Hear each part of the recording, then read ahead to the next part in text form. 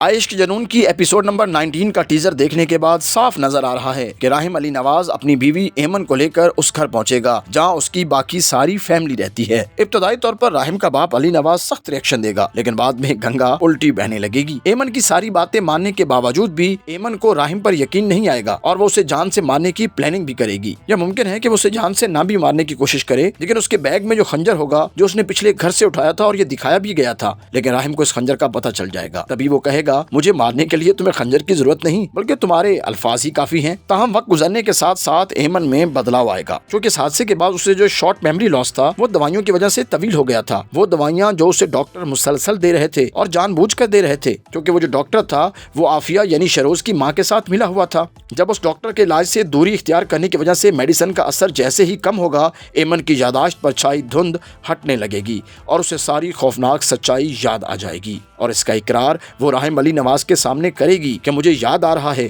مجھے سب یاد آ رہا ہے، جیسا کہ ٹیزر میں دکھایا گیا ہے۔ حقیقت کھلنے پر عافیہ پریشان ہوگی، بیٹے شہروز کو بچانے کے لیے ہاتھ پاؤں مارے گی، مگر اب کی بار راحم سے بدظن ہونے والا اس کا باپ علی نواز بھی سوچنے پر مجبور ہو جائے گا اور بول اٹھے گا کہ میں بھی اسی خوش فہمی میں تھا، لیکن حقیقت اس کے برعکس ہے۔ رشتوں میں پھر ایک طوفان کھڑا ہوگا، لیکن اب کی بار جیت راحم علی نواز کی ہوگی۔ لیکن یہ سب اتنا آسان نہیں ہوگا، کیونکہ راحم کے دشمنوں کی فہرست طویل ہو چکی ہے۔ عافیہ اور اس کا بیٹا شہروز جہاں راحم کو ٹف ٹائم دیں گے، وہی راحم سے محبت کی پاداش میں اس کے باپ علی نواز کو بھی عافیہ اور شہروز مشکل سے دوچار کریں گے، اور ممکن ہے بدلہ لینے کے لیے وہ راحم کی ایکس فیونسی اور اس کے باپ سے بھی ہاتھ ملا لیں۔ لیکن اس سب کے دوران ایک آدمی ساری سچویشن کو سنبھالنے کی کوشش کرے گا اور کسی کا ساتھ دینے کی بجائے نیوٹرل رہے گا، اور وہ ہوگا عافیہ کا بھائی سہیل سمیر کا کردار۔ لیکن صورتحال اتنی خوفناک ہوگی کہ آخر پر وہ بھی پچھتائے گا۔ تاہم وقت گزرنے کے ساتھ راحم کو اس کا کھویا ہوا سٹیٹس واپس مل جائے گا، گھر میں بھی، ہوٹل میں بھی اور سوسائٹی میں بھی۔ جیسا کہ OST میں دکھایا گیا ہے کہ وقت آئے گا ایمن کو اپنی غلطیوں کا احساس ہوگا، اسے ریئلائز ہوگا کہ راحم کے ساتھ جو کچھ ہوا اس وجہ سے ہوا کہ اس نے اسے بچانے کی کوشش کی، یعنی ایمن کو بچانے کی کوشش کی، اور پھر یہ احساس محبت میں بدل جائے گا۔ ایمن کا باپ محمد حفیظ بھی